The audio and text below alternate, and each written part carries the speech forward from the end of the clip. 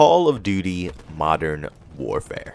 That is something that I've wanted to say for a very long time. I kind of wanted to say Modern Warfare 4, but apparently, according to a bunch of leaks and a bunch of stuff that's going on Twitter, and just what everybody's talking about right now, is how the next Call of Duty game, 2019 Call of Duty, is going to be called Call of Duty Modern Warfare. Not Call of Duty Modern Warfare 4, not Call of Duty Ghost 2, nothing like that. It's just going to be Call of Duty Modern Warfare, and it's a lot of stuff going on. Some people like this, some people hate this.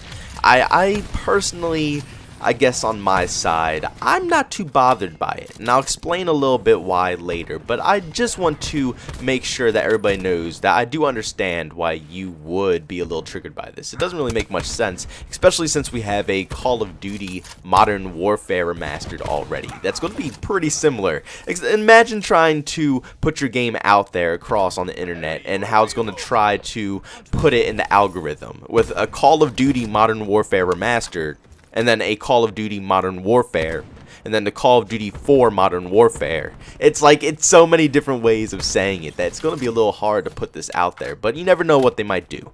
I think personally that they're going to change the way the title is for Call of Duty Modern Warfare Remastered and just call that Call of Duty 4 Modern Warfare Remastered and have those two games the same, and then instead of Call of Duty 4 it's just going to be Call of Duty Modern Warfare, which is going to be the new Call of Duty game. But it's so confusing. It's just me talking about it. I'm trying to put it out to you guys, but thinking back to it, it's like, wow, what the hell did I just say? All I was saying was just Call of Duty Modern Warfare in like 3 different ways. Now, like I've said before on this channel, I'm going to try to keep a cool head about the whole situation. I'm not going to overhype this game like I've been known to do. I love Call of Duty, so every time they release a new game, it's just natural for me to get excited about it and try to hype it up and get pumped saying this is going to be it, this is going to change Call of Duty and blah blah this, blah blah that.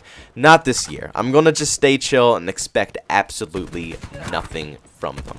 Don't get me wrong, this is going to be a pretty cool game. I think I'm going to enjoy it. It's just I don't want to put my hopes up that high of a level yet. I know this game is going to be stuffed with microtransactions. They're going to make you buy game modes and maps and guns and skins with multiple tier systems and loot boxes and every possible way that they can shove things at you to get another dollar. I already know that's going to be in this game, so I know it's going to be something like that that's going to throw me off, but all I got my fingers crossed for is good gameplay. I don't care how many DLC weapons that you have to pay for in this game that you add in, as long as the gameplay is good, shoot, I'll just run around with one weapon and I'll have a good time doing it. But if the gameplay is poor, on top of crappy microtransactions and all this other stuff, what's the point of playing it? That's just going to cut it off for me, and my hopes and dreams of Call of Duty being something amazing one day are just going to plummet, okay? That's all I got to say. But like I said, clear head, I'm not going to pump this game up too much, but I do have hope for them regardless. Now, a lot of people are angry about the name of this game, Call of Duty Modern Warfare. It doesn't fit them too well. Everybody thinks this should have been Call of Duty Modern Warfare 4. It would have made more sense of them just, making the best titles of Modern Warfare 1, Modern Warfare 2, and Modern Warfare 3, bringing the best maps, best weapons, and all that stuff, and putting it into one game. But what I think they're doing here is they're pretty much making a brand new title. It's not going to be all of the Call of Duty Modern Warfare games together. It's not going to be something like Black Ops 4 was supposed to be, Black Ops 1, 2, 3 into one awesome game, Black Ops 4. No, they're going before Call of Duty 4 Modern Warfare. Way before that. And they're going to make a game there, pretty much. They're going to backtrack here. So yeah, that's cool and all. That's pretty awesome, I'm not going to lie, being able to play a campaign like that. But what about multiplayer? How are they going to handle that in a Modern Warfare theme that comes before Call of Duty 4, the original? Well, first off, I hope they drop the whole trend that they started with World War II and not making multiplayer maps that resembled single-player campaign maps. I always thought that was a great thing and a great addition to the game, being able to go into a multiplayer lobby and seeing this map that you played through a campaign on, but, re-transformed into a multiplayer map so it's an actual battleground that you're having fun on. I think it's a great concept. Obviously, don't make all the maps based like that. Definitely make some new, different maps that don't all have to be based around the campaign, so your team can have, you know, some creative freedom, so they're not restrained to having to make the same thing over and over again. You know, that can't be too fun for them. But they definitely have to make sure that they add enough maps into the mix to make the game fun enough, make it last, make people see that it's enough content in this game already, and then you can promise us with your Modern Warfare Pass or whatever the hell you're doing for your DLC, whatever it is, you have to make sure that the audience sees that you actually care enough about them, that you would give them enough content for them to want to put cash into the game to, you know, promise more content. But weapons, man, I'm expecting tons of weapons. As you all know about the Modern Warfare series, they're always pretty generous about handing out guns to us in a very good way. So I can already see this new Modern Warfare game being used in that way. It's not too far back before Call of Duty 4 that they can't implement all of these modern day weapons into it. I want to see all of the guns from Modern Warfare 2, all of them from Modern Warfare 3, COD 4, well, not obviously not all of them, but all the fan favorites, which are plenty. I want to at least see 4 or 5 different guns from each game into Call of Duty Modern Warfare on top of the new weapons as well. Not just these remastered weapons. I don't want that. I want all of those because, honestly, obviously I'm not a game designer, so I don't know what they go through. I don't know if they have to recreate each and every weapon. But from my mindset right now, I feel like it's just such a simple copy and paste. They can just take the UMP from Modern Warfare 2, copy paste, slap that sucker right into Modern Warfare, and just update the graphics for the actual gun model. I feel like that would be simple enough, and with the 3 years lifespan, they would be able to do that for this game, knowing that the Call of Duty franchise is in some pretty bad situations right now. So hopefully, I got my fingers crossed, man, that they do add enough weapons into this game to make it fun, make people want to grind for different weapons, and have variety. So like I said, once again, the game will last. It won't die early if it's enough stuff that people can play within the title. But I'm going to keep it there. I'm not going to say anything else. They said that the reveal for this game is going to be on the 30th of this month, so I'm just going to wait until then. I'm not going to overhype it. I'm not going to do anything. Clear head. We'll wait till the reveal. We'll see what the game is then. But I just want to stop from Call of Duty and talk a little bit about YouTube now. Because YouTube, like I said, I love talking about YouTube. It's personal to me. It's personal to a lot of you guys because we're all watching it on this platform. We're all doing this. We're making content on here. We're watching content on here. We are fans of YouTube. So I'd just like to talk about them every once in a while. Let you guys know about the progress of them, what they're doing with the community and everything like that.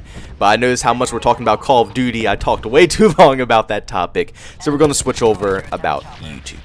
So recently, Socialblade has been trending on Twitter, and basically the whole situation with Socialblade right now is how YouTube is going to be treating their subscribers and community soon.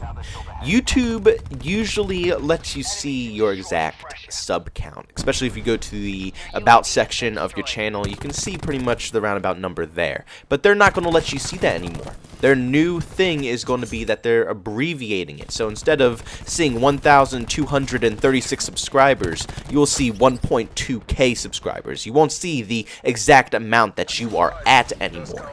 That's a little annoying, honestly, because for smaller channels, especially like mine, I like to see the exact number that I'm at. It's not like I'm jumping from 11 million to 12 million to 13 million in months. You know, my progress is pretty slow, so I like to see the progress as it goes up, and I like to keep track of everything that's going on. And here's the statement by YouTube, basically just saying what's going on and how they're going to handle the situation right now. Basically describing how the subscribers are going to be shown now. Instead of, like I said, 1,346, it will be 1.3K. And how they're going to go about that, and other basically sites that are going to be using their stats to help other creators see their stats a little bit more simplified compared to the YouTube stats page, which can get a little confusing at times if you try to use it too often. It also states that this won't go into effect until August, so we still have some time to voice our opinions, but obviously we know how YouTube works. Our opinions usually don't mean crap to them. It's about the money. It's a huge business play now. Google has all their hands up in it. So we probably won't really see anything different from this. I'm pretty positive this will probably be a effective move unless Socialblade can work some type of deal out with them, because like I said, this is going to hurt Socialblade pretty bad. Everybody uses Socialblade to get simplified stats of their channel. Simplified views per day, simplified subs per day, whether you gained or lost, or you can actually see your live subscriber count, which they update every single second, which is really popular for larger channels reaching those huge milestones because you can see it happen exactly when it does happen. And you can also see your actual gains and your actual losses live anytime you want. But now they're going to change it, and now in Socialblade in August, apparently, you won't see the exact number anymore. You'll only see 12 mil, 13 mil, 100,000, 200,000, 100, 300 subs, 1,000, 2,000, 3,000, all that simple, stupid stuff. It's not going to be fun anymore. I prefer seeing every last one. I like to see every single person individually subscribe to the channel or unsub from the channel. I don't want it to be abbreviated. I don't know what purpose this is even for, to make anything better for the YouTube community. We never even asked for this. Nobody ever said they wanted this. So what is it for? And it's so strange that it's happening right around the time of James Charles and all this drama and all that stuff with the huge sub losses and all these channels getting hit with it. I wonder if they're reacting to that. I wonder if they're seeing all this drama being created by all these channels losing massive amount of subs, and they might think it might trend off and it might become something that actually happens now, where channels will just lose massive subs because they did something bad. It might be a new trend, but maybe they're just trying to stop that. I don't know, but I don't think that's a good move. If someone lost those subs, it's for a good reason.